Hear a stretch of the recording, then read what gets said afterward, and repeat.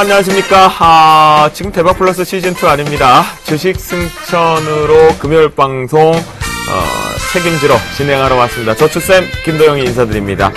벌써 주식 승천이 저희가 9시로 온 지 69회째를 맞이했다고 합니다. 와, 여러분들의 사랑으로 저희가 무럭무럭 우리가 조회수를 계속 늘려가고요. 횟수를 계속 해당 늘려가고 있는 것 같습니다. 2014년도 새해가 분명히 밝았다라고 어제도 말씀 좀 드렸는데 오늘도 역시 시장은 조금 아쉬웠던 것 같습니다.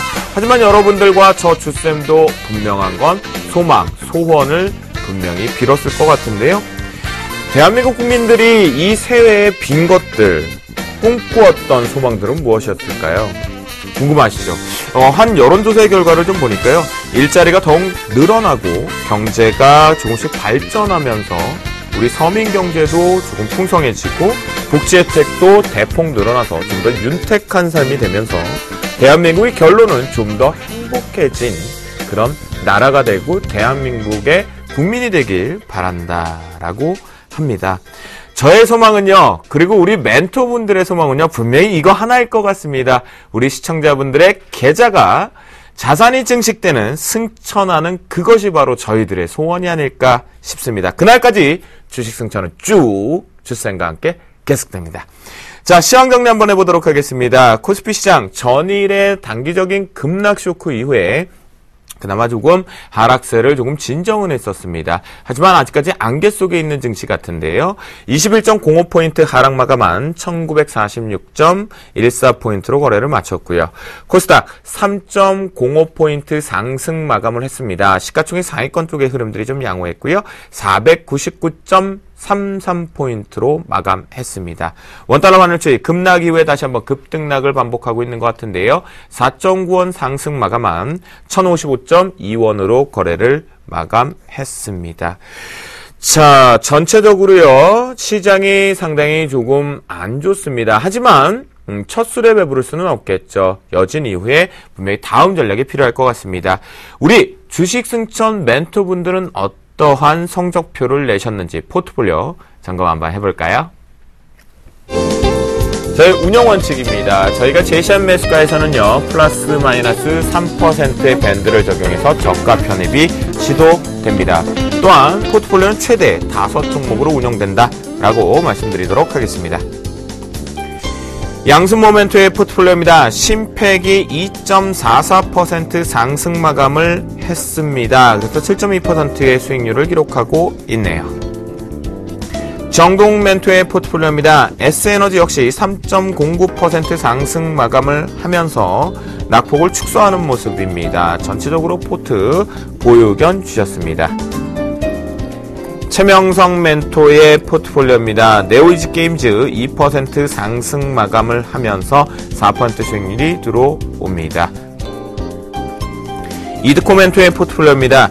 플렉스컴이 아쉽게도 손절가 1,100원을 장중 터치했습니다. 그래서 5.2% 운영 원칙에 의해서 손절 매도 처리되었다라고 말씀드리겠습니다.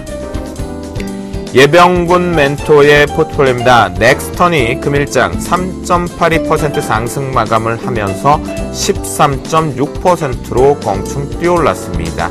5종목 모두 다 플러스권 보유하고 있고요. 가장 최근에 시장 분위기와 상관없이 양호하게 들어오고 있는 우량한 포트로 점쳐지고 있습니다.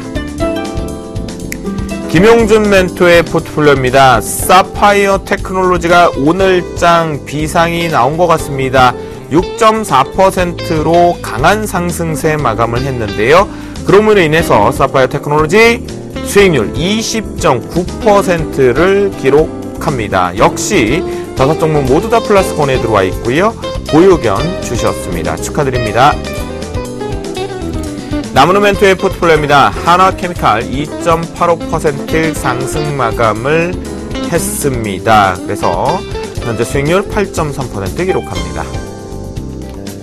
이상로 멘토의 포트폴리오입니다. 벽산이 금일장 5.09% 사파이어 테크놀로지와 맞서서 강한 상승세가 들어왔습니다. 그로 인해서 32.3%의 수익률을 기록하고요. 벽산의 목표가를 2,900원에서 3,200원으로 대략 12% 정도 목표가를 상향 조정합니다. 여러분들 잘 멘토링 하시고요.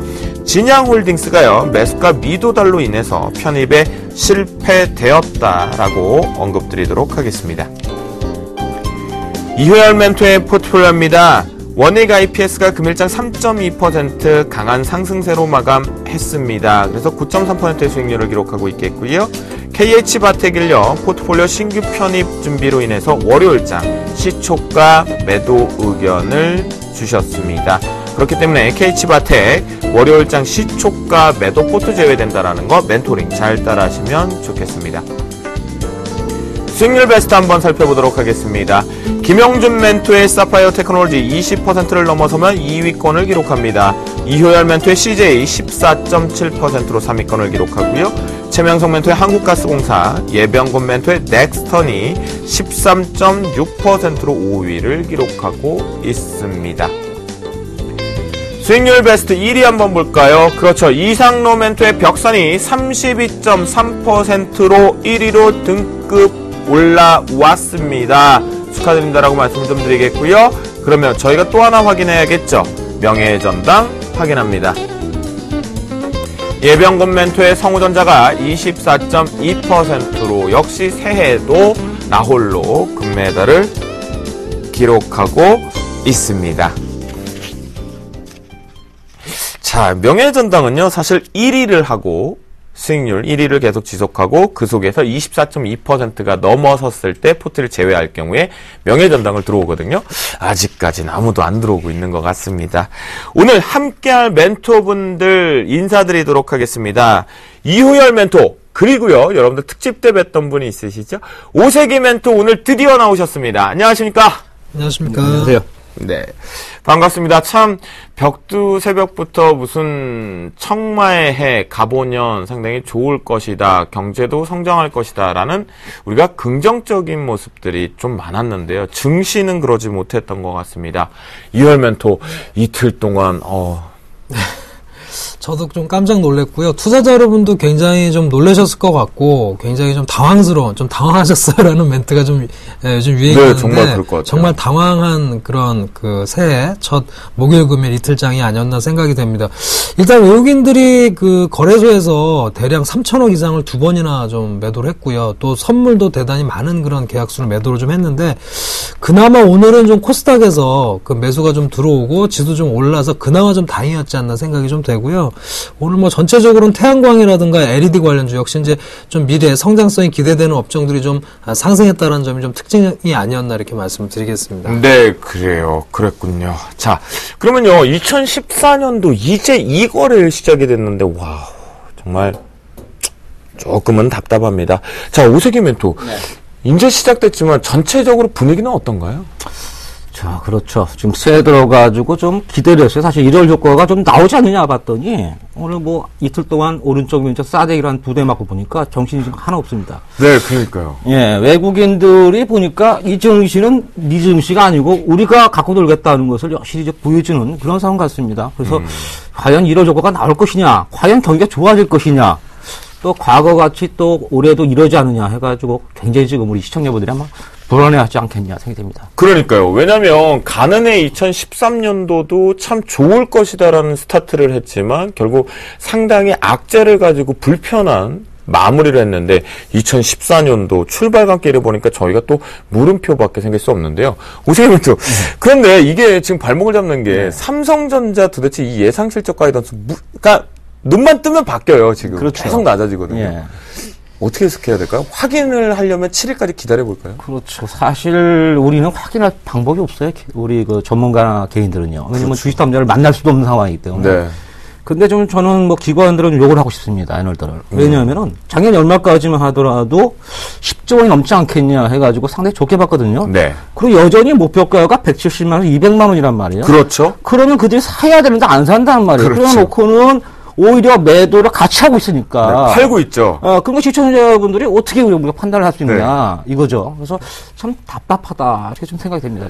네. 그래요. 아, 표정에서 읽을 수 있었던 것 같습니다. 오세기 멘토의 의견에. 답답하다. 말 그대로인 것 같습니다. 그럼 목표가를 하향 조정을 하든가요? 아직까지도 목표가 그대로 있습니다. 자, 2월 멘토. 네. 글쎄요, 가장 비관론자는 루비니 교수가 네. 경제를 낙관을 했거든요, 증시에. 네네. 거기에 또 한국이라는 이름도 분명히 들어갔고요. 네네네. 근데 이틀 모양 봐서는 갑갑할 수밖에 없어요. 아무래도 좀 글쎄요. 일단은 매도 여러 가지로 심층적으로 분석을 해봐야 되겠지만 1차적으로는 뭐 세간에 역시 나온 분석대로 좀 환율 영향도 좀 많이 있는 것 같고요. 네. 최근에 오늘은 좀 그래도 환율이 좀 올랐거든요. 달러당 환율이 1,055원으로 해서 좀 급등락이 요즘 좀 되고 있는데 오늘은 좀 반등을 했고요. 엔달러 환율 같은 경우에도 지금 105엔대에서 다시 좀 밀려 내려온 상황입니다. 그래서 약간 좀 어느 정도는 마무리 짓지 않을까 좀 기대를 해보는데 어쨌든 전체적으로 일본이 뭐 내년까지도 사실은 뭐 엔저로 계속 부양을 하겠다는 의지를 좀 밝혀주고 있기 때문에 전체적으로 우리나라 수출 기업들에는 좀 부담이 아닐까. 그리고 뭐 계속 말씀드렸습니다. 우리나라 전체 순이익의 뭐 한 30-40%를 차지하는 게 현대차, 삼성전자인데 두 종목이 아무래도 뭐 실적에 대한 부담감 또 엔저 이런 것 때문에 아무래도 매물을 맞다 보니까 최근에 좀 증시가 많이 빠졌나 생각이 되고요. 다만 이제 문매를 좀 맞았으니까 새해 좀 그 액땜했다 생각하고요. 다시 한번 반대의 힘을 보여줬으면 하는 바람입니다. 네, 그래요. 우리가 좀 더 심층적으로요. 2014년도 이제 막 스타트를 했기 때문에요. 출발한 증시에 대해서 좀 더 심도 있게는 잠시 뒤 종목 발견 신받다 시간에 좀 해보도록 하겠고요. 그 전에 앞서서 우리 이효열 멘토의 포트폴리오 점검 한번 해보겠습니다. 특징 종목들 한번 몇 개 볼까요? 네, 원익 IPS를 먼저 좀 말씀을 드리면요. 계속해서 스토리에는 변화가 없다고 생각이 됩니다. 전체적으로 이제 반도체 업종들 사실 굉장히 그 의견이 좋죠. 뭐 하이닉스라든가 전체적으로 올해도 수주라든가 이런 부분 계속해서 늘어날 걸로 보이고 여러 가지 전자기기라든가 뭐 이런 쪽에서 많이 반도체가 또 사용이 될 걸로 보이고요.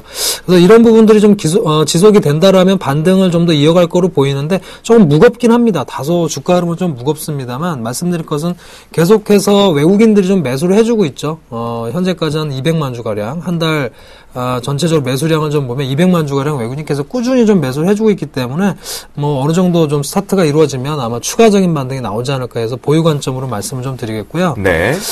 성화이텍은 뭐 사실 최근에 20% 정도까지 수익이 좀 났다가 좀 많이 밀렸어요. 역시나 자동차주 전반적으로 엔저에 대한 부담감 때문에 같이 좀 밀렸다라고 보시면 될 것 같고요.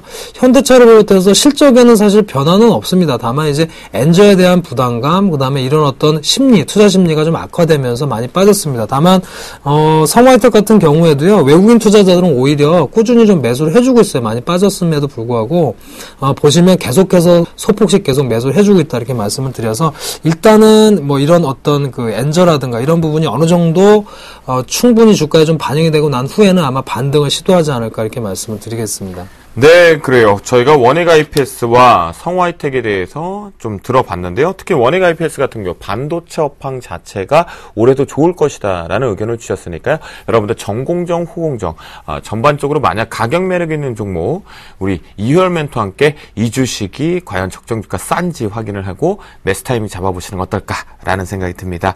자, 오세기 멘토는요. 아마 다음 시간부터는 포트폴리오 점검할 수 있는 시간이 좀 분명히 있을 것 같겠고요. 자, 여러분들 오래 기다리셨죠? 앞에서 저희가 살짝 언급을 했었지만 이제 중요한 시점인 것 같습니다. 이 두 분이 준비한 그 시간일 것 같은데요. 멘토분들이 과연 2014년도 지금 막 출발했는 증시에 대한 어떠한 전략을 세우고 계시는지 그리고 그에 따른 어떠한 종목을 탑픽 종목으로 하는지 들어보도록 하겠습니다. 종목 발견 신받다 출발합니다.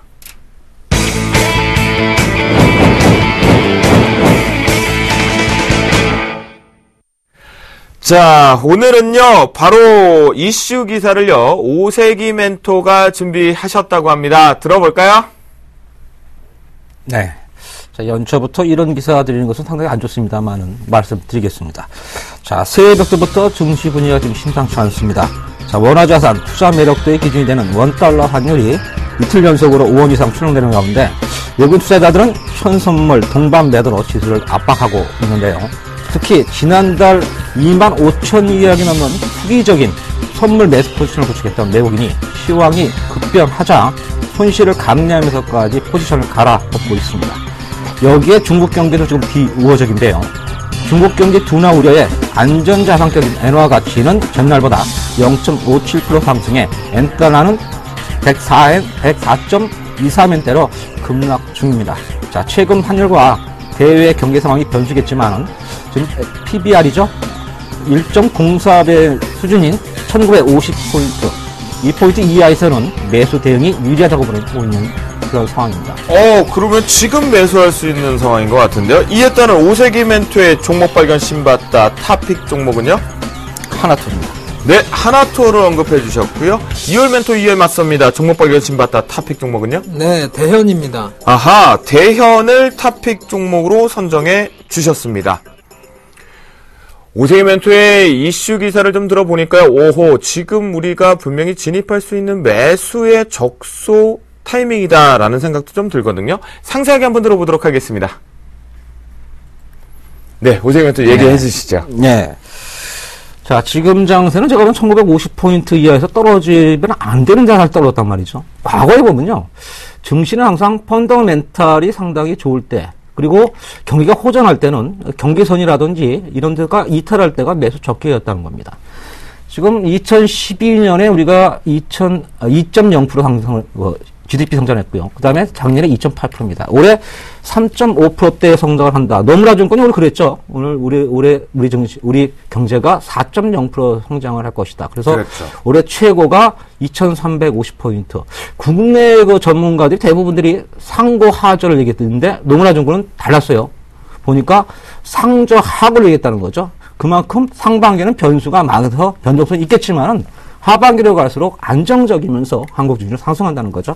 그래서 지금 본다면은 초점을 과연 어디다 두냐입니다. 과연 미국 경제와 중시에다 초점 줄 거냐, 중국 경제에 초점을 둘 거냐, 혹은 우리나라 경기라든지 펀더멘털에 초점을 둘 거냐는 겁니다.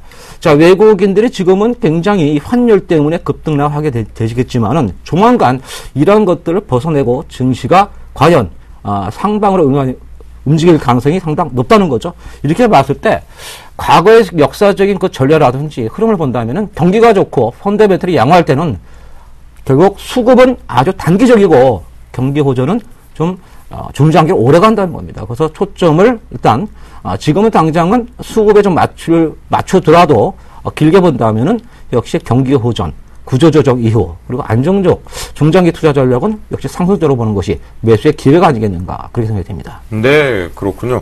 자, 유열 멘토의 의견도 좀 들어보도록 하겠는데요. 전체적으로 지금 뭔가 그 연말 때부터의 거래대금과 거래량이 비어있는 시장에 인위적인 핫 머니 게임이 좀 시작돼서 우리나라가 단기적으로 급락이 나온 거 아닌가 싶거든요. 유열 멘토. 네, 뭐 일단은 수급이 가까운 거죠. 법보다 주목이 가깝듯이 사실은 네. 수급이 더 가깝다는 생각이 듭니다. 네. 그러니까 아까도 우리 멘토님께서 말씀해 주셨지만은 결국은 경제에 대한 전망이라는 건 좋거든요. 그래서 그런 부분에 대해서는 좀 장기적으로 반영이 될 것 같고요. 당장은 이제 수급이 당장 이제 그 영향을 좀 미치는 게 사실이거든요. 근데 그런 측면에서 본다라면 외국인의 역시 증시를 좌지우지하는 힘이 워낙 강하기 때문에 또 매수세가 크지 않은 그런 상황에서 지금 외국인들이 현선물을 많이 때렸다는 이런 부분 때문에 아마 주가 일시적으로 급락했다라고 보여지고요. 다만 좀 우려가 되는 거는 계속해서 엔저 영향을 얼마나 받을 거냐. 그 뚜껑을 좀 열어봐야 될 것 같아요. 올해도요. 1분기 실적까지는 좀 봐야 될 것 같습니다. 계속 엔저 얘기를 했고요. 또 삼성전자 실적 얘기도 했는데 과연 그러한 상황을 극복하고서도 경쟁력을 우리나라 기업들이 갖고 있는가. 이것이 확인된다면 다시 한번 급하게 반등하지 않을까 생각이 되고요. 또 하나 중요한 거는 일단은 충분히 좀 반영이 되고 있다는 겁니다. 지금 연초에 벌써 이틀 동안 많이 하락을 했는데 그 부분에서 벌써 증시에서 반영이 좀 됐기 때문에 그렇게 본다라면 오히려 좀 저점에서 살 수 있는 기회도 오지 않을까 생각이 되고요. 다만 좀 변수는 많은 것 같습니다. 앞서 말씀해 주셨습니다만 상반기에 역시 여러 가지 뭐 지정학적 리스크도 있고요. 또 엔저도 있고요. 또 최근에 중국의 PMI 지수도 좀 낮게 나왔어요. 그러니까 중국의 경기도나 우려감 뭐 이런 것까지 좀 겹쳐지면서 조금 아무래도 디커플링이 좀 더 진행되는 그런 양상이 아닐까 생각이 됩니다. 그래서 이런 부분들만 좀 마무리가 된다라면 충분히 우리나라 경쟁력 있는 기업들의 어떤 그런 모멘텀들이 부각이 된다라면 반등을 시도하는 국면은 이어지지 않을까 이렇게 말씀을 드리겠습니다. 그렇군요. 결국은 우리가 앞에서 또 하나를 배운 것 같습니다. 유열 멘토. 결국은 경기적인 측면에 낙관적인 전망이 있을 수 있지만 그보다 선행되고 우선되는 것은 수급이었다라는 것을 다시 한번 일깨울 수 있는 시간이었는데요. 자, 오세기 멘토는 좀 궁금합니다. 앞에서 좀 주신 이슈에서 보면요. 투기적인 부분의 선물 매수 포지션이 지난 동시만기 12월 동시만기 이후에 금액적으로 3조 3천억, 계약수로 2만 5천 계약이 들어왔었습니다. 근데 이틀 만에 이걸 다 빼버렸어요. 뭐가 급한 겁니까? 아니, 그러면 이게 삼성전자가 문제가 생긴 겁니까? 아니면 우리나라 무슨 지정학적 문제가 생긴 겁니까? 선물은 롱 포지션이 사실 없습니다. 네. 모두 다 쇼 포지션이죠. 네. 그러다 보니까 일단은 빠르게 빠져나갈 수밖에 없다는 거죠. 평균적으로 그들이 손실을 최대한 줄이는 게 선물은 주목적이기 때문에 일단은 나와야 된다는 거죠. 예.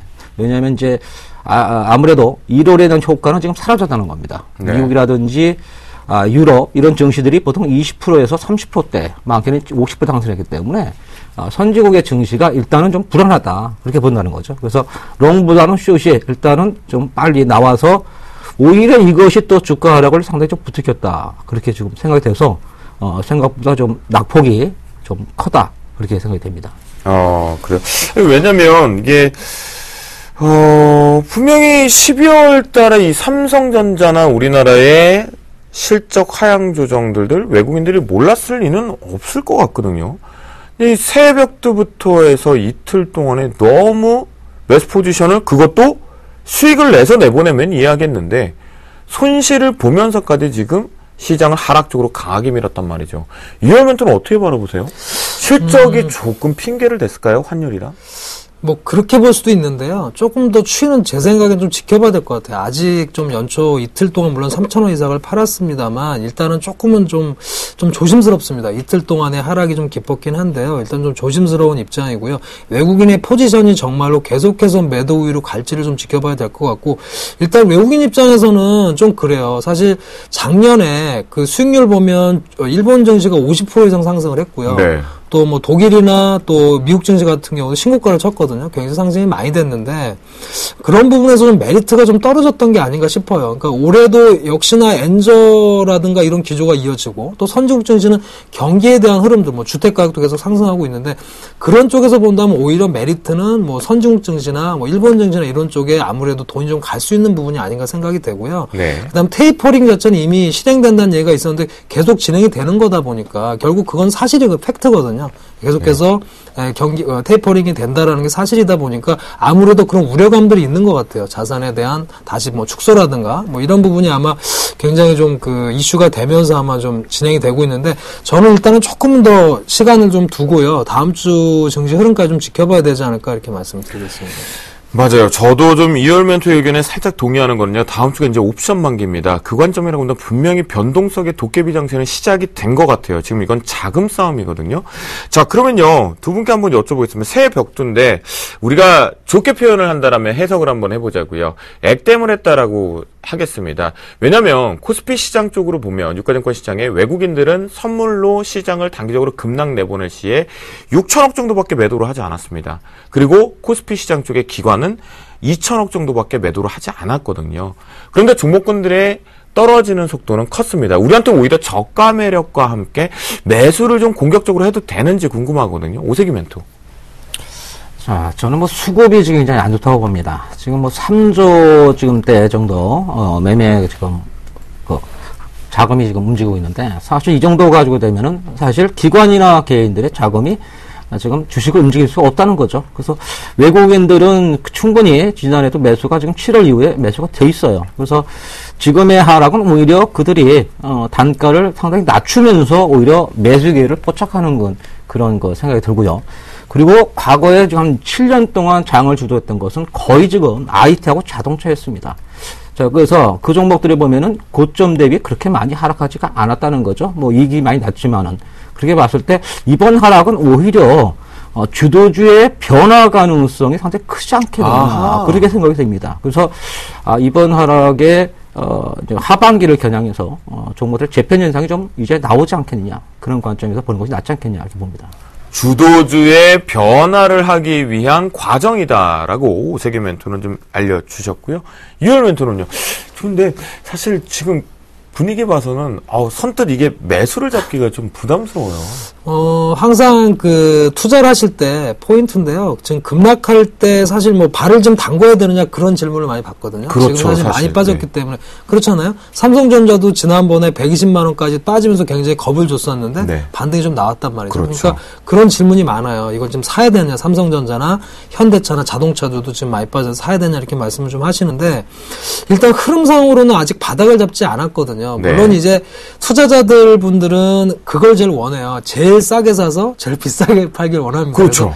그걸 잡고 싶으시겠지만 제 생각에는 그런 격언 사실은 뭐 너무나 많이 듣던 격언이지만 중요한 격언이거든요. 무릎에 사는 게 중요할 거로 보입니다. 그래서 일단은 어느 정도 바닥을 좀 확인을 하시고 하셔도 늦지 않을 것 같거든요. 우리가 쉬는 것도 투자란 말이 있는데 지금 장세에서는 대형주의 경우에는 조금 쉬어가시는 포인트, 그러면서 오히려 바닥을 확인하고 들어가는 게 좋다라고 보고요. 오늘 같은 장세에서 오히려 이제 대형주도 많이 빠졌습니다만 오히려 코스닥이라든가 또 업종면에서는 태양광이나 LED 쪽은 또 올랐단 말이에요. 중소형주 같은 경우도 오른 종목이 많았어요. 그래서 그런 측면에서는 단기적으로는 아무래도 중소형주나 지금 인기를 얻고 있는 태양광이나 LED 업종 쪽으로의 어떤 매매가 좀 유망할 걸로 보이고요. 대형주는 어느 정도 바닥을 확인하고 들어가시면 상당히 좋은 포인트를 잡을 수 있지 않을까 저는 그렇게 보고 있습니다. 네, 이열 멘토 같은 경우는요, 아직까지 조금 더 디딤돌을 좀 두들겨 보고 건너보자, 매수를 조금 확인해보는 과정이 필요하다라는 의견을 또 주셨습니다. 자, 그럼요, 두 분이 이 얘기를 좀 듣다 보니까요, 과연 이제 어떤 종목을, 어떤 업종을 집중해서 보고 해야 될지가 궁금하거든요. 두 분이 준비한 탑픽 종목이 왜 탑픽으로 선정이 되었는지 한번 들어보겠습니다. 오세기 멘토. 네. 자, 오늘 제가 드리는 종목은 하나투어입니다. 자, 하나투어를 왜 가져왔냐면은 지금은 수급도 불안하고 사실적으로 조금 불안한 장세입니다. 사실 121선과 201선이 1950대하고 60대 있거든요. 그래서 확인하는 것이 좀 필요하기 때문에 우선적으로 피해가자. 그래서 계절적 요인이 지금 아주 강한 하나투어가 지금은 좀 낫지 않겠느냐. 수익률을 작게 본다면은 무난해 보여서 하나투어로 선정이 됐고요. 하나투어의 강점은 여러 가지가 있습니다. 일단은 뭐 원화 강세 수혜주라고 볼 수 있겠죠. 물론 이제 중국이 작년 10월부터 여유법이라는 게 만들어져 가지고 중국 관경이 조금 줄어들면서 타격을 받았습니다만은 충절이 한 일주일에서 한 열흘 정도 되기 때문에 이러한 수혜를 좀 볼 것으로 예상이 되고 있고요. 자, 두 번째는 올해 연휴가 우리나라만 보더라도 67일 대체 휴무제가 나면서 사상 최고예요. 12년 만에 최고라고 지금 나오고 있거든요. 그래서 레저라든지 여행객이 상당히 증가되지 않겠냐 이렇게 보여지고 있고, 그리고 내년에 올해죠. 2014년에 하나투어의 실적을 본다 하면은 한 23% 정도 늘어날 것이다. 그리고 하나투어는 또 업계 1위 업체이기 때문에 단기적으로 한 8만 원 정도 좀 본다면은 무리 없이 한번 설 전에 단기적으로 상승하지 않겠냐. 그래서 지수와 상관없이 무난하게 공략할 수 있는 종목이다. 이렇게 보여집니다. 네, 그래요. 지수와 상관없이 개별 성향을 띠고 있는 하나투어를 탑픽 종목으로 언급을 해주신 이유까지 설명해 주셨고요. 자, 유열 멘토는 대연, 어떻게 보면 우리 시청자분들이 조금 생소한 종목일 수 있거든요. 네, 그 섬유 의복업체거든요. 의류업체예요. 주로 이제 여성 의류를 많이, 그러니까 젊은 층한테 어필하는 여성 의류를 생산하는 업체입니다. 저도 사실은 이제 남자다 보니까 여성복을 많이는 모르는데 네. 좋은 브랜드들을 많이 갖고 있어요. 주크라든가 뭐 여러 가지 페페라든가 이런 브랜드를 갖고 있는데 지금 이제 멘토님께서도 아주 시적절한 좋은 종목을 주신 것 같고요. 하나투어 같은 경우도. 그래서 대연도 지금 보면은 아무래도 이제 겨울철이나 봄철 아무래도 이제 의류주의 성수기라고 좀 볼 수 있는데요. 이제 그런 측면에서도 좋고요. 앞서도 이제 멘토님께서 이제 그런 그 이슈를 뽑아주셨지만 지금 사실 이제 엔저의 영향을 덜 받는 수출보다는 좀 내수 쪽으로 좀 잡아봤습니다. 그래서 이제 내수주인 대연을 좀 가지고 왔고요.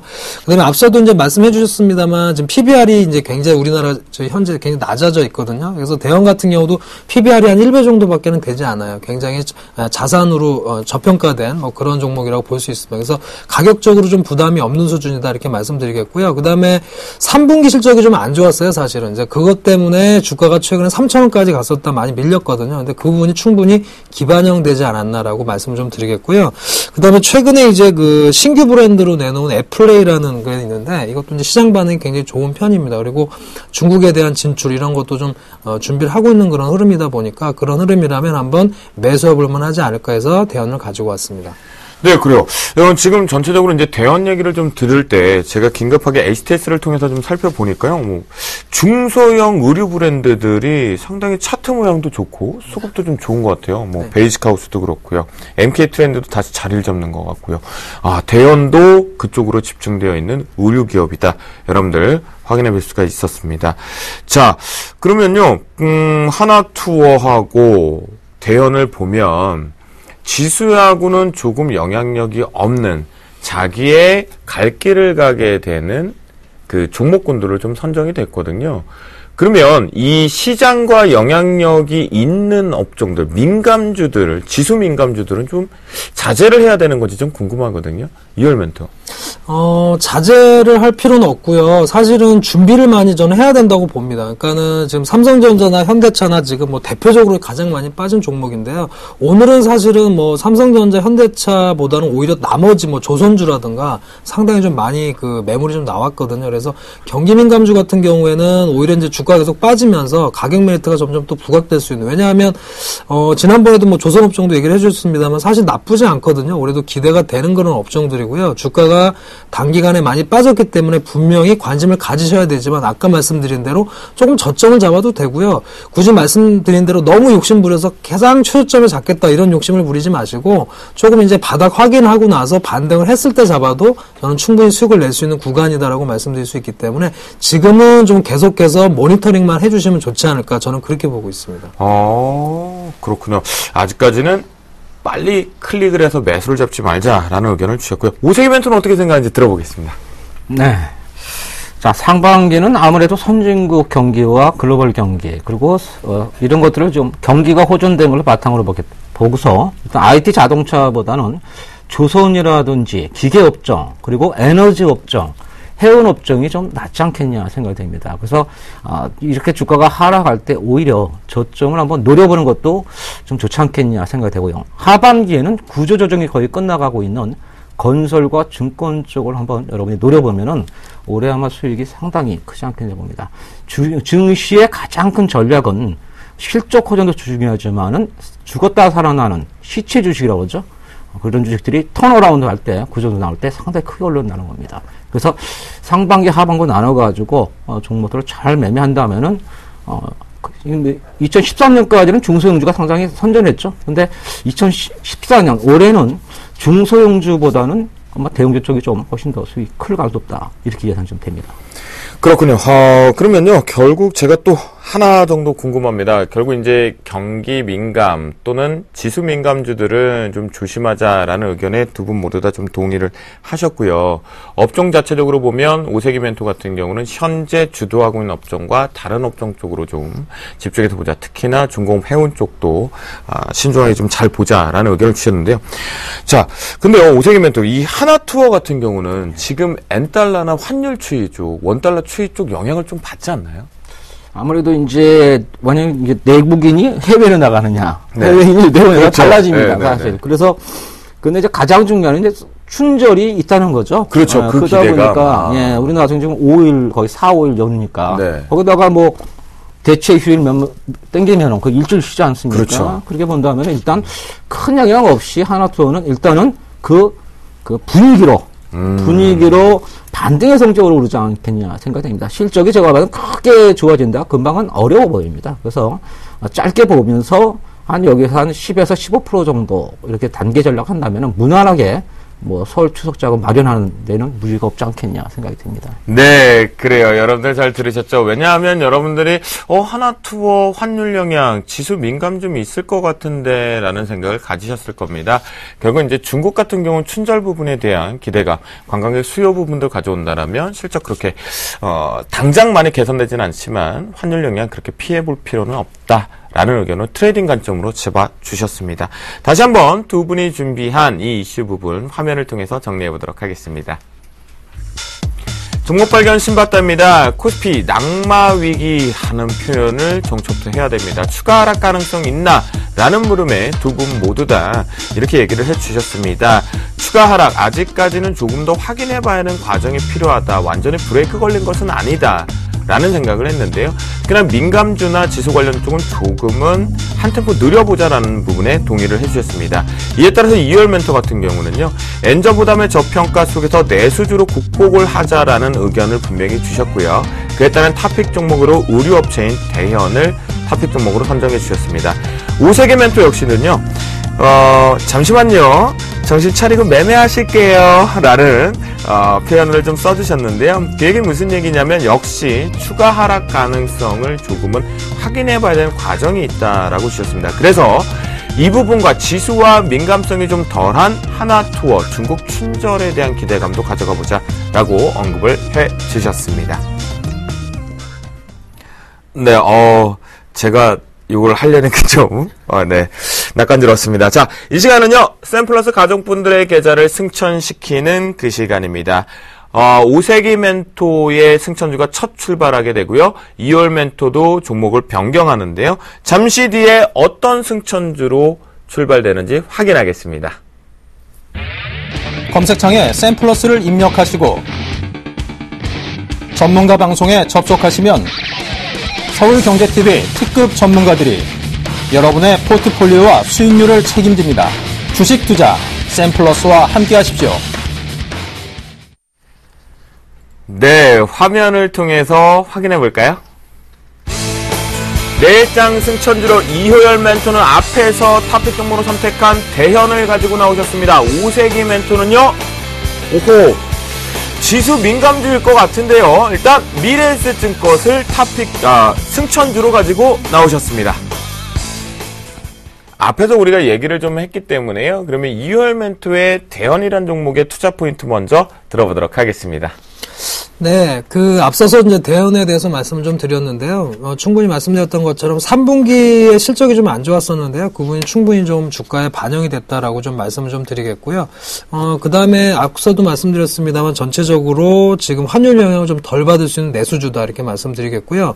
제가 아무래도 이제 펀더멘털을 주로 많이 좀 보는 그런 투자를 하고 있습니다. 가치 투자 쪽을 좀 선호하고 있는데 그런 측면에서 잘 맞는 종목이 아닌가 생각이 되고 계절적으로도 여러 가지 성수기에 진입한 대현이 좋은 흐름이 아닐까 이렇게 말씀을 좀 드리겠습니다. 대현의 흐름을 잠깐 좀 보시면요. 의류업체거든요. 의류업체인데, 전체적인 매출 구성도 한번 좀 봐드릴게요. 대현은 주로 이제 여성 의류를 주로 만드는 회사예요. 그래서 주로 이제 20대 여성들의 주로 공략 대상인데요. 블루페페, 시시콜렉트, 주크, 그다음 모조 에스핀, 듀엘 이런 여러 가지 브랜드를 좀 만들고 있고요. 가장 많이 나가는 브랜드는 이제 주크라는 브랜드고 최근에 듀엘이라는 브랜드도 중국 진출을 준비하고 있는 그런 브랜드가 되겠습니다. 그다음 페이지를 좀 보시면 이제 상큼한 이런 의상들이 나왔는데 주크라는 브랜드고요. 저도 처음 봤는데 옷이 괜찮더라고요. 이뻐 보입니다. 저도 아예 모르겠습니다. 예. 그다음에 듀엘이라는 브랜드인데 역시 이것도 굉장히 좀 고급스러운 이미지의 옷인 것 같아요. 요즘에 이제 중국 진출을 진출하고 있는 그런 브랜드다 이렇게 말씀을 좀 드리겠고요. 전체적으로 제가 역시 이제 메리트를 좀 꼽았던 것은 역시 펀더멘털상으로 부담이 없다라는 점입니다. 그러니까 시가총액이 한 1,000억 원 수준이거든요. 근데 지금 보면은 자산 총계가 2,200억 원 정도 되고요. 총 자본금도 한 1,100억 원 수준 됩니다. 그러니까 별로 주가에 부담이 없는 PBR 한 1배 수준의 주가다 이렇게 말씀을 좀 드리겠고요. 그 다음에 순이익 측면에서도 보면은 굉장히 작년보다 많이 성장을 했어요. 영업이익이 작년보다 거의 한 40% 이상 증가를 했습니다. 굉장히 네네. 좋은 그런 모습이고요. 그 다음에 내년 이후도 굉장히 중국 진출이라든가 신규 브랜드라든가 이런 측면에서 좀 더 성장하지 않을까 이런 기대감이 좀 나온다라고 한다면 아마 좋은 그런 주가 흐름들을 보여주지 않을까 이렇게 말씀을 좀 드리겠고요. 그런 흐름 속에서 본다라면 지금의 주가 흐름은 상당히 좀 매력적인 주가 흐름이다 이렇게 생각이 되고 매수를 한번 해볼 수 있는 구간이 아닐까. 충분히 10월 달에 고점에서 좀 많이 빠졌기 때문에 주가상으로도 부담은 없지 않나 이렇게 말씀드리겠습니다. 그렇군요. 자, 그러면 우리가 차트를 통해서 투자 포인트까지 한번 투자 포인트로 확인해 봤으니까 매매 포인트 한번 들어볼까요? 네, 지금 말씀드렸듯이 상반기 10월 달까지는 굉장히 주가 흐름이 좋았어요. 3,000원까지도 거의 상승을 좀 했었는데 3분기 실적이 예상보다 조금 부진하면서 주가가 계속해서 조정을 좀 받았던 그런 모습입니다. 다만 이제 최근의 흐름에서 2,200원 선 정도에서 어느 정도 바닥을 좀 다진 흐름이고요. 다시 한번 추세 상승을 시도하고 있는 흐름이다 이렇게 말씀을 좀 드리겠습니다. 그래서 2,400원까지 와 있는데 일단 연속해서 상승이 좀 나왔고요. 매수가 일단 2,350원으로 제가 말씀을 좀 드리겠고요. 그 다음에 목표가는 이러한 성장성들이 좀 기대가 된다라면 10월 달에 달성했던 고점인 3,000원 선으로 목표 주가를 말씀을 드리겠고요. 손절가는 짧게 2,200원으로 말씀을 드리겠습니다. 네, 그렇군요. 자, 그러면 5세기 멘토. 자, 2월 멘토의 지금 대연을 좀 보면요.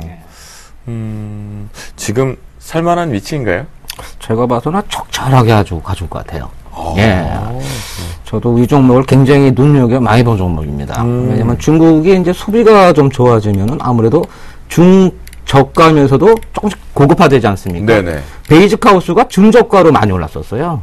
그렇죠. 네네. 그럼 이제 대연 쪽이 아마 차기로 많이 오르지 않게 생겨야 됩니다. 대연은 솔직히 구조정이 아주 잘 됐습니다, 지금. 그래서 아마 이열 메토님이 아마 잘 골라왔고, 아마 저 종목으로 아마 승부를 잘 보면 될 것 같습니다. 근데 이열멘토 네. 사모님께서도 이 브랜드를 모른다고 갖고 구박은 안 받으셨습니까? 네? 그렇지는 않은데요. 네. 저도 아무래도 브랜드에 많이 그렇게 남자다 보니까 패션에 좀 민감하진 못했는데 보니까 생각보다 제가 이제 회사 홈페이지도 방문을 해봤는데 생각보다 옷이 굉장히 고급스럽고 괜찮더라고요. 그래서 그래요? 근데 주로 공략 대상이 20대 여성들이 많더라고요. 네, 이 브랜드 자체가. 그래서 아마 저희 아내는 모르지 않았을까 싶습니다. 저는 아예 몰랐습니다. 네, 아예 이 브랜드가, 이런 의류 브랜드가 있구나라고 생각. 근데 그건 압니다. MK 트렌드의 버커로는 알고 있습니다. 네, 그렇게 했었고요. 자, 그러면요. 이월멘토 이 대연이요. 네. 혹시 네. 지금 차트의 모양을 봐서는 그때 현대 HCN과 같은 급등을 만들지 않을까요? 네, 현대 HCN은 사실은 이제 굉장히 좀 아쉽게 저희가 계속 추천을 하다 보니까 좀 탈락은 됐습니다만 최근에 좀 많이 상승을 하고 있고요. 대형 같은 경우에도 펀더멘탈이나 이런 측면에서 상당히 좋은 흐름이다라고 말씀을 드리겠고 주가도 좀 낮은 위치거든요. 좀 높은 위치라면 좀 부담이 되는데 주가도 좀 낮은 위치고 또 지난번 10월에도 한 3,000원 선까지 한번 상승했던 그런 여력이 있기 때문에 아마 다시 한번 수급이 좀 들어온다면 상승이 되지 않을까 싶고요. 특히나 이제 수급 면에서 보면은 일단은 기관에서 좀 매수가 꾸준히 좀 들어오고 있습니다. 그래서 이런 부분에서도 또 최근에 외국인도 이틀 연속 매수가 좀 나왔는데요. 주가상으로는 그래도 좀 부담이 없는 수준이 아닐까 생각이 되고 여러 가지 지금 엔저도 여러 가지 좀 이슈가 되고 있는데 이런 부분을 좀 피해갈 수 있는 종목이 아닐까 싶습니다. 네, 그래요. 알겠습니다. 자, 대연, 새로운 종목을 저희가, 또는 잊어버렸던 종목을 수급의 특징과 함께 좋은 종목이 발굴이 된 것 같습니다. 자, 이에 맞섭니다. 2월 멘토의 대연에 맞서는 5세기 멘토의 미래에셋 증권. 앞에와 좀 다른 시황관인지 좀 궁금하거든요. 한번 들어볼까요? 투자 포인트. 자, 미래에셋 증권 들어와서 놀라셨죠, 많이? 사실 놀랄 일은 아닙니다. 선취매를 하라는 얘기죠, 지금. 왜냐? 자, 그 업계가 구조조정을 하는데, 구조조정을 벌써 시작해가지고 순이익이 늘어나는 종목이 앞으로 선도가 된다는 거죠. 과거 역사를 보면 그런 종목들이 대박을 치는 경우가 많습니다. 자, 그래서 미래에셋 증권을 좀 빠른 것 같지만은 지금부터라도 관심을 가지면서 여러분들이 매수하시는 게 좋지 않겠냐. 이런 관점에서 제가 추천을 드리고 싶습니다. 네. 투자 관점은 일단은 세 가지 정도, 서너 가지로 말씀을 드리겠는데요. 첫 번째는, 종합금융 투자 사업자죠. 대형 IB라고 지금 얘기가 나오고 있는데, 이 요건이 좀 완화가 됐습니다. 그전에는 자기 자본 3조 원 정도인데, 지금은 2조 5천억 정도 지금 얘기가 나오고 있죠. 참고적으로 미래에셋 증권의 지금 자기 자본은 2조 1천억 정도 되고 있기 때문에, M&A, 작은 증권에서 인수한다든지 이런 다음에는 이제 대형 IB 요건은 이제 들어간다, 이렇게 볼 수가 있고요. 그리고 제일 중요한 게 지금 증권사의 구조 조정입니다. 지금 일본의 증시가 지금 상승하는 이유가 첫 번째가 일본 증권사의 구조 조정 이후에 지금 많이 올라간다는 거죠. 그래서 증권주가 이번에 본격적인 구조 조정을 하고 나서 경쟁이 본격화된다면은 어느 정도 축소가 되면서 과점 형태가 된다는 거죠. 그렇게 된다면은 미래에셋 증권이 상당히 혜택을 볼 것이다.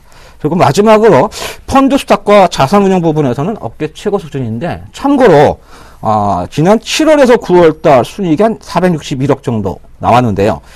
같은 기간에 순이익이 늘어나는 회사는 미래에셋 증권이 유일하다는 겁니다. 어허. 그리고 2014년에는 영업수익과 세전이익이 10%대와 22%대 늘어날 것으로 보여지고 있는데 지금 골드만삭스나 이 모건 스탠리 자기 자본을 보면요 80조하고 한 60조 정도 됩니다. 근데 우리나라 증권사들 자기 자본 보면요 제일 큰 대형 대우증권이 4조 원 정도고 우리 투자증권이 3조 5천억이에요. 그러니까 이게 상대가 되지 않는다는 겁니다. 그래서 빨리 우리 증권사들이 살아남으려면은 인수합병, 대형화, 구조조정을 서둘러야 된다는 겁니다. 아마 그것이 올해 원년이 되기 때문에 올해 증권주 중 잘 보셔야 될 것 같고요. 그 탑픽은 미래에셋 증권이 되지 않겠냐 생각이 듭니다. 네, 그래요. 자, 그러면요, 우리 이 5세계 멘토의 차트를 통해서 우리가 매매 포인트도 들어보도록 하겠습니다. 네, 차트를 이제 보시면요, 미래에셋 증권은 바닥을 미리 잡아 지금 놨습니다. 그리고 매수가 좀 꾸준하게 지금 들어오고 있다는데 매력이 있습니다. 일단 3만원에서 31,000원 부근, 이 부분에서 쌍바닥을 확인했고, 그 부분에서 매도가 나온 것 같습니다만은 오히려 누군가 강하게 지금 매집이 계속 들어오고 있다는 거죠.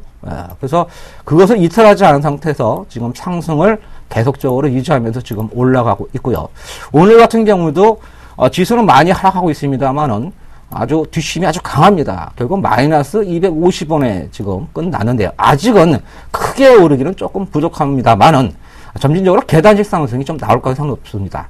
작년 봄에 이 종목이 다른 증권주는 오르지 못할 때도 혼자 5만 원대까지 상승한 이후에 하락했다는 거죠. 그래서 지금 같은 구조를 본다면은 충분히 일단 4만 5천 원대에서 한 4만 7천 원 정도, 한 60개월 선까지 부근 정도는 상승하지 않겠나 생각이 되고 있는데, 이 매수는 지금 이 가격 정도 3만 7천 원 내외 정도가 적당하지 않겠냐 보여집니다. 근데 손절은 꼭 지키셔야 됩니다. 아직 구조적 종목이기 때문에 여차하면은 손절은 한번 꼭 해야 됩니다. 손절은 수급선이라고 하죠. 수급선인 3만 5천 원 부분이 만약 이탈하게 된다면은 이 종목은 분명히 기관들이 매도해서 한번 이탈할 겁니다. 왜냐하면 미래에셋증권의 주타겟은 외국인이나 개인이 아닙니다. 기관들의 매도에서 올라가고 내려가는 종목이기 때문에 3만 5천 원이 만약 무너지는 기관 매도가 쏟아진 때는 부담 없이 나오셨다가 재차 재미에서 타임을 잡아보는 것이 좋은 투자 전략입니다. 네, 그래요.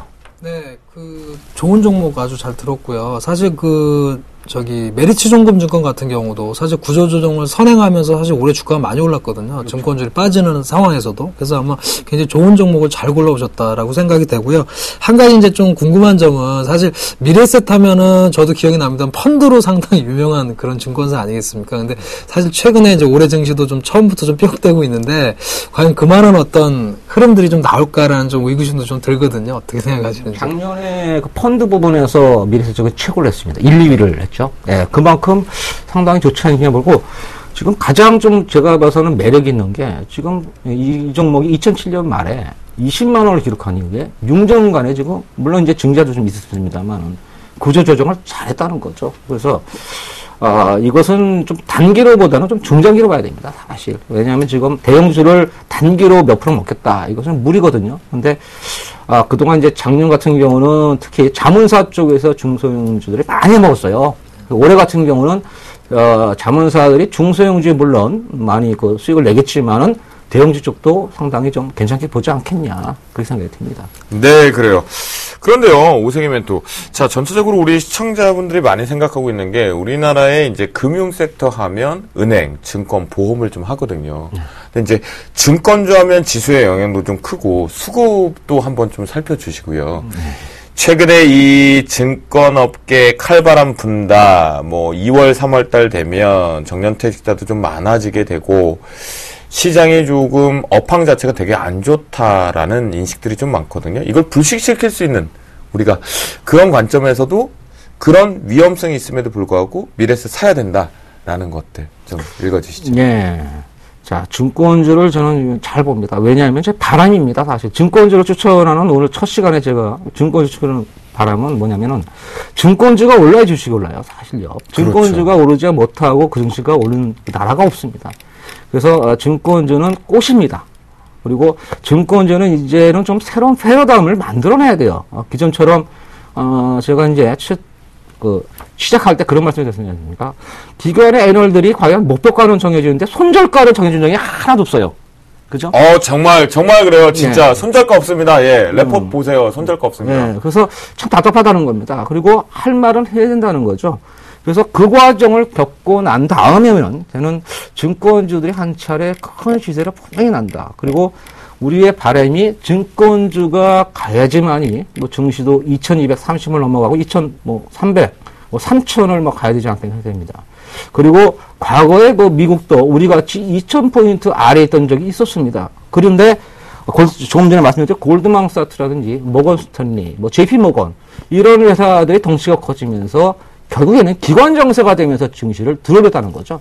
지금은 외국인들이 좌지우지합니다만은 지금 자본 규모만 해서 지금 20분의 1, 40분의 1 톤밖에 밖에 되지 않아요. 그래서 빨리 자본 확충을 되고 구조조정이 완성이 된다면은 본격적인 과점 상태가 되면서 우리 증시가 상승하는데, 그 주가 바로 미래에셋증권이 되어야 되는 것이고, 왜 미래에셋증권이 되어야 되냐?